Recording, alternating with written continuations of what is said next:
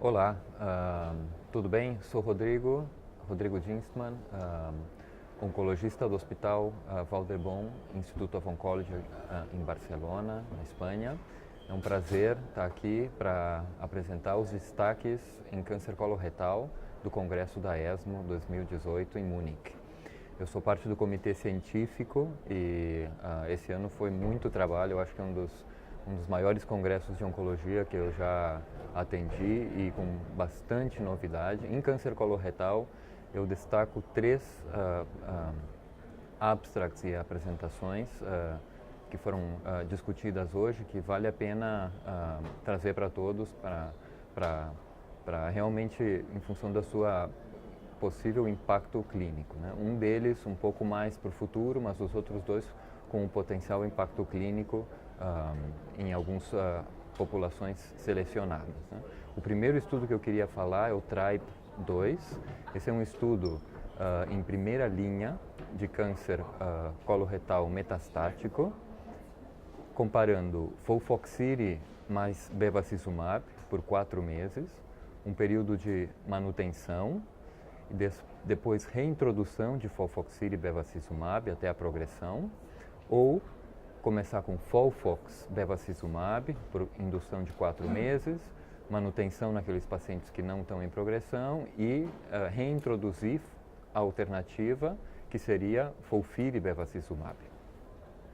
Então o estudo tem o objetivo primário com um PFS, um Progression Free Survival, no todo o período de tratamento, que inclui a primeira linha, manutenção e a progressão até o final da segunda linha, né? Que recordar que no caso de FOLFOXIRI e bevacizumab é o mesmo regime que a gente reintroduz. Esse estudo foi positivo para o endpoint primário, que foi de 19 meses no grupo de FOLFOXIRI e bevacizumab, comparado com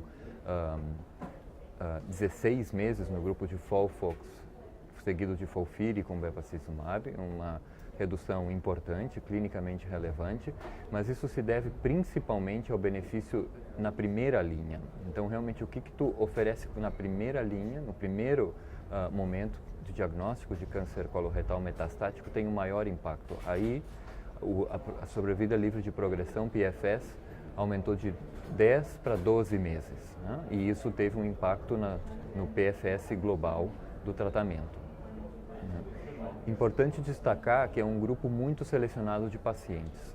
85% tinha ECOG 0, a grande maioria não recebeu quimioterapia adjuvante, ou seja, era um diagnóstico já com metástases, e pacientes clinicamente muito bem, né? Com laboratórios sem nenhuma alteração, quer dizer, um paciente que pode aguentar FOLFOXIRI e bevacizumab na primeira linha. E a maioria, por uma questão molecular, a maioria eram KRAS mutados, 65%, e BRAF mutado, 10%. Né? Então, é um possível impacto que pode ter aplicação clínica em pacientes selecionados. A gente ainda está esperando resultados maiores e maior segmento para sobrevida global. O segundo estudo que eu queria destacar é o CheckMate 142. Esse é um estudo já de muita longa duração em câncer de colo retal metastático com inestabilidade de microsatélites, o MSI. É um estudo que vem já recrutando pacientes primeiro num coorte com nivolumab sozinho, depois, que já foi publicado, uma taxa de resposta ao redor de 30%. Todos os pacientes são MSI. O segundo coorte eram pacientes tratados com nivolumab, mas ipilimumab, com dose reduzida na segunda, terceira linha, igual que o nivolumab. E também, já publicado, uma taxa de resposta ao redor de uns 50%, uma toxicidade grado 3, 4 desse tratamento num período mais tardio, ao redor de 32% com toxicidade significativa, grado 3, 4, toxicidade relacionada ao tratamento de imunoterapia. E agora, então, é o seguinte braço do estudo, que é com nivolumab a 3 mg por quilo, mais ipilimumab, isso nivolumab cada 2 semanas, o ipilimumab a 1 mg por quilo cada 6 semanas, e isso até progressão. Então é uma dose reduzida de ipilimumab com a mesma dose de nivolumab.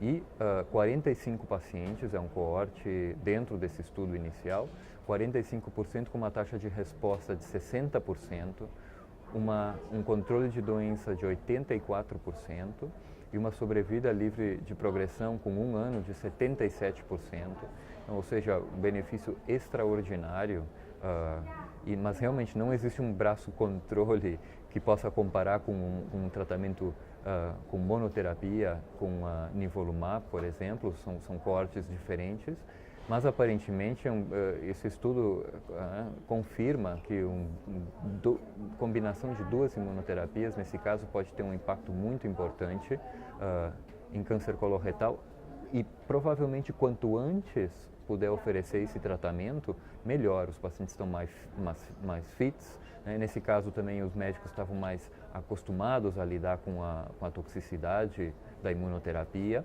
então foi bastante bem tolerado, só 16% dos pacientes chegaram a ter toxicidade grado 3 e 4. Então ainda estamos aprendendo como manejar esses pacientes, mas aparentemente no subgrupo MSI, a imunoterapia e a dupla combinação de imunoterapias pode ter um impacto muito importante na sobrevida a longo prazo, né? Tem estudos de fase 3 em andamento, comparando primeira linha com quimioterapia versus imunoterapia, e provavelmente vai levar um tempo ainda até que esse tratamento esteja disponível no Brasil e aprovado.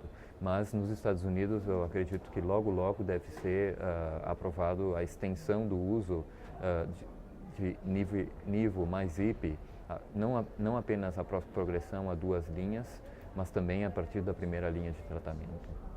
E por fim, eu gostaria de comentar um estudo de biópsia líquida que foi apresentado faz 2 dias aqui, um poster discussion, ao redor de 100 pacientes com estadio precoce, né, estadios 2 e 3 de câncer de cólon, que fizeram cirurgia, biópsia líquida para detectar mutações relacionadas ao tumor no sangue, fizeram quimioterapia adjuvante, um segmento com mais biópsias líquidas ao longo do tempo, e o que encontramos, o que os investigadores encontraram, essa é uma técnica muito sensível de next-gen sequencing da biópsia líquida, muito personalizada, e o que encontraram é que realmente praticamente todos os pacientes que estavam positivos na biópsia líquida para mutação depois da cirurgia ou depois da quimioterapia tiveram um relapse, uma recorrência da enfermidade, da doença,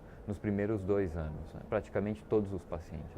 E somente 13% dos pacientes que eram negativos na biópsia líquida tiveram uma recorrência nos 2 anos seguintes, né? O interessante desse estudo também é que em 10 pacientes que eram biópsia líquida positiva depois da cirurgia, fizeram quimioterapia adjuvante, apenas em 3 desses 10 pacientes a biópsia líquida ficou negativa para a mutação. Então, isso está dizendo que realmente a quimioterapia funciona num grupo pequeno de pacientes com câncer coloretal.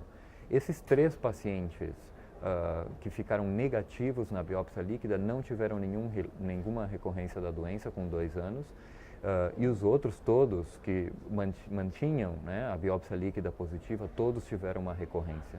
Além disso, fazendo acompanhamento a longo prazo, se detecta pela biópsia líquida a doença, ou se antecipa o diagnóstico de doença metastática ao redor de 9 meses. Então, tu consegue detectar no sangue, com a biópsia líquida, 9 meses a recorrência, o aumento do número de mutações na biópsia líquida se correlaciona com uma progressão que ocorre clinicamente 9 meses mais tarde.